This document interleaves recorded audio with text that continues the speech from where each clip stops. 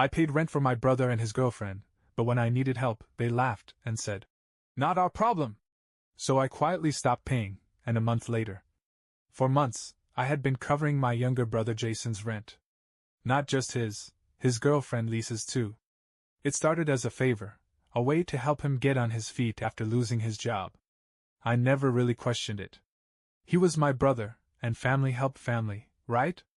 At first, he promised it was temporary. "Just a couple of months, man. I'll pay you back as soon as I land something solid." I didn't need him to pay me back, I just wanted to help. But months passed, and the excuses piled up. "The job market is tough. Lisa is trying to get more hours at work. We're really close to getting a break." I never pushed too hard. I figured, hey, I had a steady job. I could afford to help them. I never expected anything in return. But life has a way of flipping the script when you least expect it. One day, out of nowhere, I got laid off. Just like that, no warning, no severance, just a short, impersonal meeting where my boss thanked me for my service and handed me a box for my things. The moment I left the office, my mind was racing. Rent, bills, savings, how long could I last? The weight of uncertainty pressed down on me, but I took a deep breath and told myself it would be okay. I just needed a little time to figure things out. I swallowed my pride and reached out to Jason. I didn't ask for much, just a little help covering my rent for a month or two while I got back on my feet. After everything I'd done for him, I thought he'd understand. But when I told him, he just laughed. Lisa laughed too. "That sucks, man," Jason said, shaking his head. "But, not our problem." Something in me snapped. For a moment I thought I misheard him. "What?" I asked, my voice calm, but tight. Jason leaned back on his couch, stretching his arms over his head like this was the most casual conversation in the world. "Dude, I get it. Losing your job sucks. But we've got our own stuff going on." Lisa smirked, shaking her head like I was some kind of idiot. "We're barely scraping by ourselves. You know how hard it is out there." I blinked at them, trying to process what was happening. I had covered their rent for 7 months. Paid their utilities. Even spotted them extra cash when they said they couldn't afford groceries. And now, the second I needed anything, they were acting like I was a stranger? I tried again, forcing my voice to stay level. "I'm not asking for much. Just some help for now. You wouldn't even have a roof over your head if it weren't for me." Jason rolled his eyes. "Look, man, we appreciate everything you've done, okay? But we never asked you to." Lisa nodded, her arms crossed. "Exactly. That was your choice. We didn't force you." I felt my hands clench into fists. I had never expected them to grovel or sing my praises, but this? This was disrespect.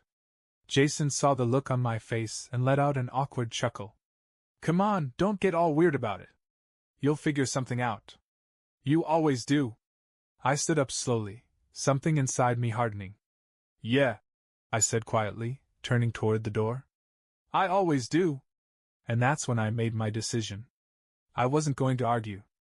I wasn't going to beg. I was simply going to stop paying. And let them find out the hard way. I left Jason's apartment without another word. The anger in my chest was sharp, but beneath it, something else was settling in, a cold, quiet clarity. For months, I had been their safety net. Their invisible support system. And the truth was, they knew it. They just never thought I'd take it away. So I did. That very night, I logged into my bank account and canceled the automatic payments for their rent and utilities. No warnings. No explanations. Just a few clicks, and it was done. I sat back in my chair, staring at the confirmation screen. Jason and Lisa probably wouldn't even notice for a few weeks. Their rent wasn't due for another 2.5 weeks, and their utility bill had just been covered. They'd keep living like nothing had changed, blissfully unaware that the floor beneath them was already cracking. And I wasn't going to say a word. If they had the nerve to tell me, "Not our problem," then they could deal with their own mess when it came knocking. I slept better that night than I had in months. A month passed. At first, there was silence. No calls. No texts. Nothing. I imagined Jason and Lisa living their usual carefree routine, ordering takeout, streaming movies on my dime, and assuming the rent was magically handled, just like always. Then, the first call came. It was a Saturday afternoon when my phone buzzed. Jason's name flashed on the screen. I let it ring. A minute later, another call. Then another. I smirked, leaning back on my couch. So the landlord finally came knocking. A text followed next. Jason. Dude, what's going on? Just got a call from the landlord. Said rent wasn't paid? I ignored it. 5 minutes later. Jason. Bro, I thought you were covering this. What happened? I let him sweat. An hour later, another text. Jason. Dude, this is serious. We're already late on rent, and he's saying we only have a few days before he starts the eviction process. Call me. I finally replied with 2 words. Me. Not my problem. Then I put my phone on silent and went out to enjoy my day. By the time I got home that night, my phone was flooded with missed calls and frantic texts. Jason had officially entered panic mode. Jason. Dude, come on. This isn't funny. The landlord says we have 3 days to pay or we're out. Jason. You've always helped before, why stop now? Jason. Bro, answer me. Lisa. Wow, real mature. You should have told us if you weren't gonna cover it. Now we're about to be homeless because of you. Nice. I actually laughed at that one. Because of me? No, they were about to be homeless because they had been freeloading off me for nearly a year and never thought to prepare for a day when I might not be there to bail them out. I waited until midnight before replying. Just long enough to let them sit with their own choices. Me. Not my problem. The same exact words they had thrown at me when I needed help. The reaction was instant. Jason. Are you serious right now? Lisa. You're a selfish piece of garbage. Jason. I can't believe you're doing this to family. There it was. The family card. Funny how that only came up when they needed something. I tossed my phone aside and went to bed. The next morning, I woke up to a long voicemail from Jason. His voice was desperate.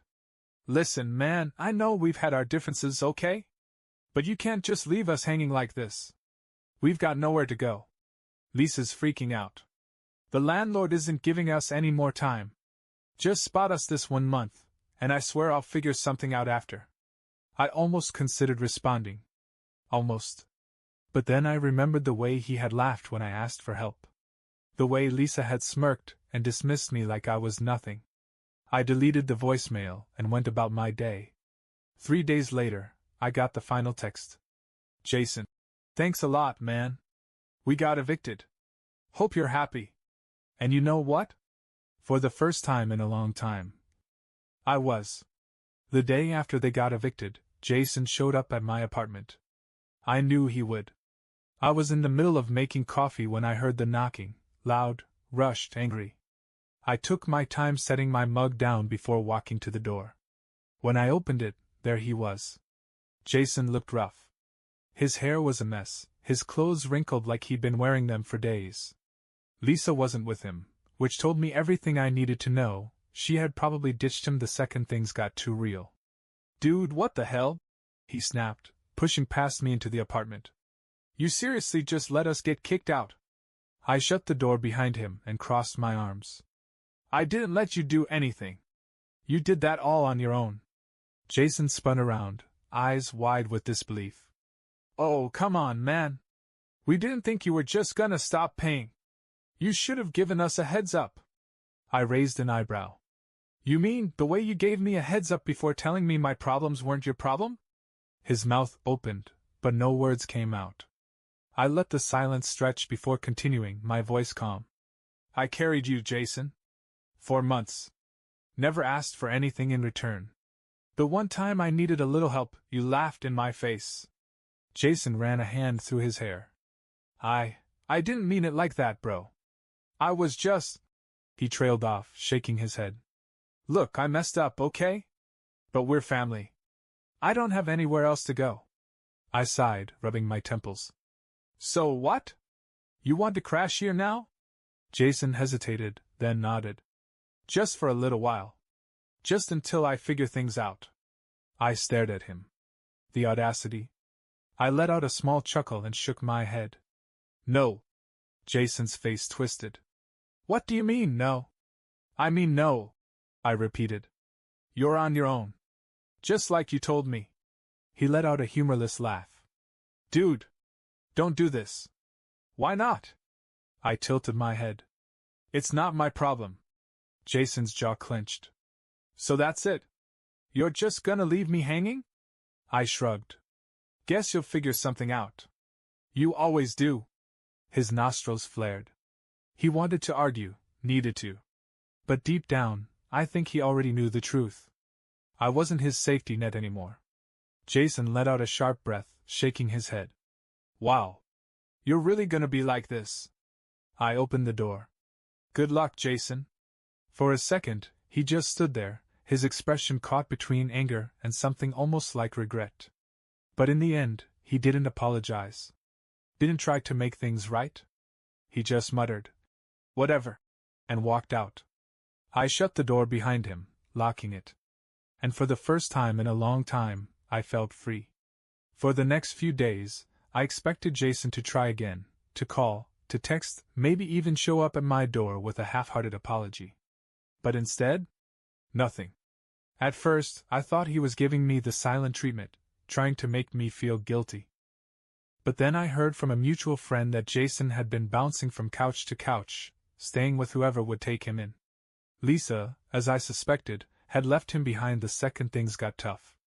Apparently, she had moved back in with her parents, who, surprise surprise, refused to take Jason in.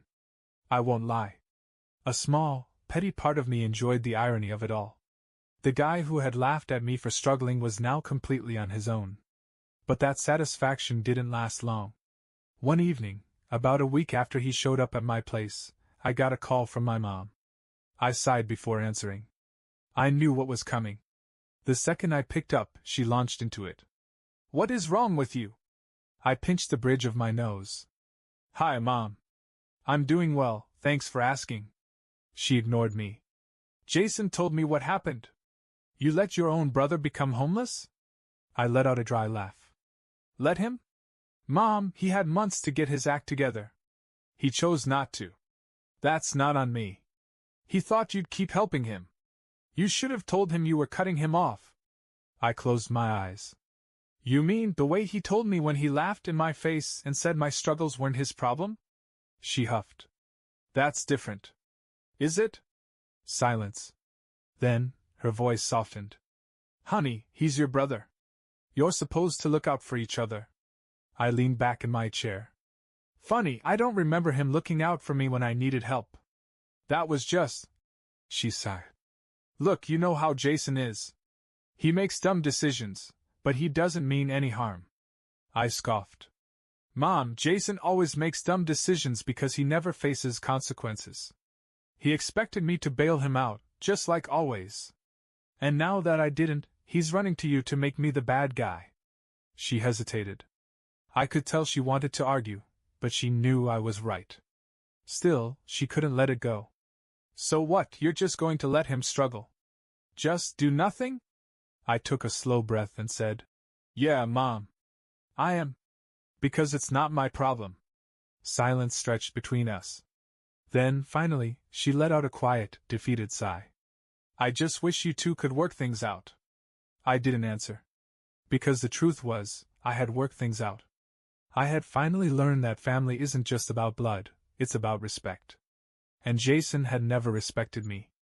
So why should I keep sacrificing for someone who never would have done the same for me? Eventually, Mom muttered a quiet goodbye and hung up. I set my phone down, feeling lighter than I had in years. I wasn't angry anymore. I wasn't bitter. I was just done. The next few weeks were quiet. No more calls. No more guilt trips. No more Jason trying to weasel his way back into my life. I thought about him sometimes, wondering how he was managing.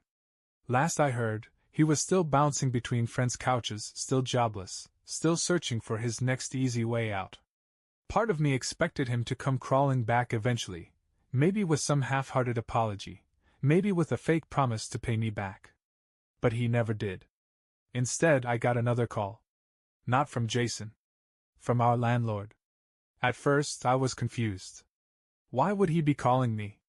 I hadn't lived in Jason's apartment. My name wasn't on the lease. I had just been the one paying it. Curious, I answered. Hello? Hey, the landlord said, his tone a little awkward. Listen, I know you don't technically live here, but I figured I'd give you a heads up. Your brother, well, he left a bit of a mess. I frowned. What kind of mess? He sighed. They trashed the place. Holes in the walls, garbage everywhere, stains I don't even want to identify. I was gonna keep the security deposit to cover some of it, but… He hesitated. Thing is, Jason never paid a security deposit. You were covering rent, so I guess he just never bothered. I clenched my jaw. Of course. So, what does this have to do with me? I asked. Well, the landlord exhaled. Technically, nothing. But Jason mentioned you were the one paying the rent before, and he, kind of implied that you might be willing to cover the damages. I actually laughed. A deep, genuine, you've got to be kidding me laugh. Let me get this straight, I said, still chuckling. Jason trashed the apartment, never paid a security deposit, never even paid his own rent, and now he thinks I'm going to clean up his mess? The landlord was quiet for a second. Then, in a much smaller voice, he muttered, Yeah, that's what I figured. I sighed, shaking my head. I'm sorry, man, but Jason made his choices. I'm not his safety net anymore. I hear you, the landlord said quickly. Just thought I'd ask. You know, in case you still cared. I smiled. I do care. Just not enough to bail him out. We hung up, and I sat back, shaking my head. Jason hadn't learned a thing. Even after everything, he was still trying to push his consequences onto me. But that wasn't my role anymore. I had spent too long being the one everyone depended on, the one who always cleaned up other people's messes. I had carried Jason for months, and when I finally needed something, he had laughed in my face. That wasn't family. That was using someone until they had nothing left to give. And I was done. For good. Another month passed, and Jason was nothing more than a distant thought in my mind. Without the weight of his bills dragging me down, my finances were finally stabilizing. I could breathe again. No more stretching my paycheck just to make sure he had a roof over his head. No more sacrificing my own stability for someone who never appreciated it. And let me tell you, it felt good. I started going out more. Treating myself to small things I had denied myself for months. A nice dinner here, a weekend trip there. Nothing extravagant, just little reminders that my money was mine again. Then, one evening, I got a text from a number I didn't recognize. Unknown. Hey man, it's been a while. Can we talk? I stared at it for a moment before realizing it was Jason. I debated ignoring it. But curiosity got the better of me. Me. Talk about what? The typing bubble appeared, then disappeared. Then appeared again. Finally, he sent. Jason. Look, I know I screwed up.